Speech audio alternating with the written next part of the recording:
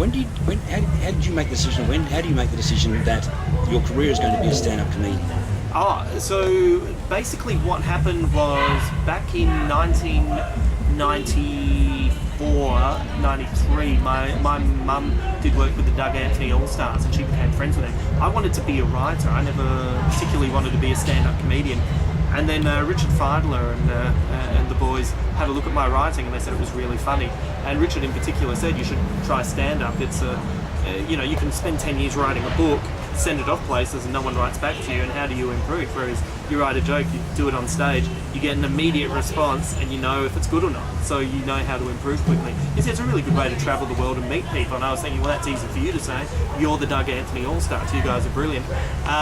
But he was right, yeah, it just turned out to be a great medium, and so it really started off as wanting to be a writer of books and an author, and 16 years later I'm still doing this and maybe having way too much fun. You go. So that obviously wouldn't have come there for as a huge surprise and concern to your parents. No, my mum is really into my career. She really loves it. She comes to all the shows, and I think if I wanted to disappoint my mum, I'd come home one day and say, Mum, I've quit comedy, I've got a 9-to-5 job, I've got a mortgage, I've got a wife, I've got 2 and a bit kids, and she'd be like, no, you are no son of mine.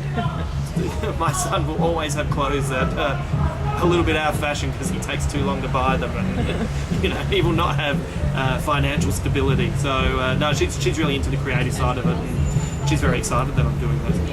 And do you notice big differences in people's senses of humour, either between cities or countries? Oh, without a doubt. Melbourne and Adelaide seem to have very similar styles of comedy that they like, very similar senses of humour, which it's always made me laugh, the Melbourne-Adelaide rivalry, because it really is a big brother, little brother kind of thing. I feel like that's why I moved to Melbourne. I feel like Melbourne is Adelaide on the steroids, whereas you go to Sydney and they kind of want it.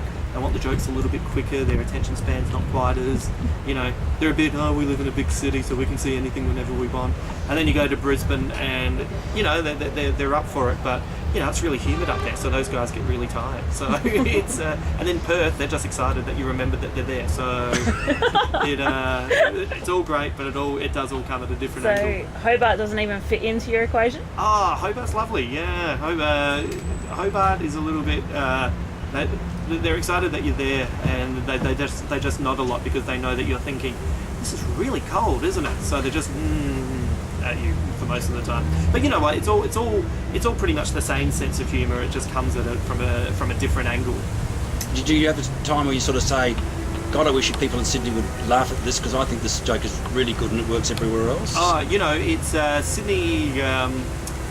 There's the scene, sometimes it feels like Melbourne and Adelaide, it's very much just take your time with your story, but calm down with the jokes, we're here for the show. Whereas Sydney's like, alright, that's a great joke, where's the next one? Where's the next joke?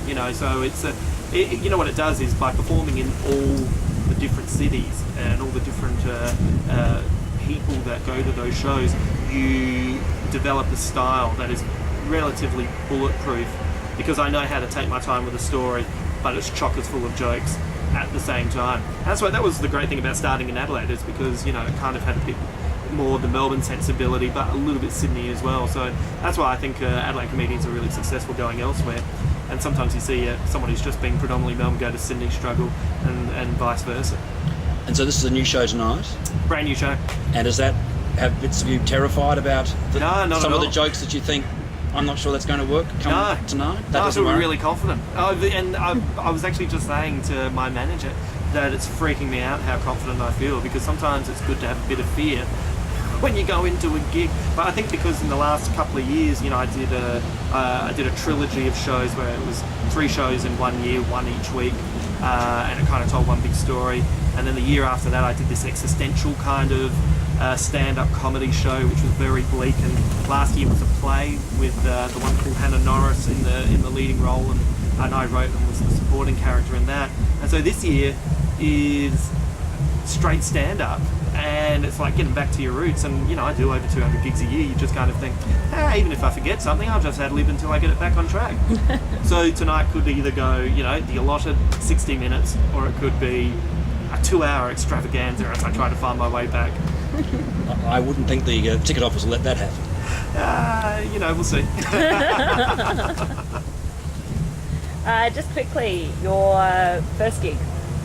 Yes, our first ever gig, Bolt's Cafe. It was April 1994. I performed in a duo with one of my best friends, a guy called Damien Kilsby, who is now a policeman. And so when he comes to gigs, there's certain comedians I can't introduce him to because it's just going to be awkward on both sides. But anyway, Damien and I started off at Bolt's Cafe, and the name of our duo was the Bunter Boys. And in the week leading up, I was really nervous, and he was really calm, cool, collected. And then about half an hour beforehand, I just had a moment of serenity and just went, well, it's going to happen. And I looked at him, and he was really nervous, so we swapped roles. And we went on stage, and we got a laugh really early.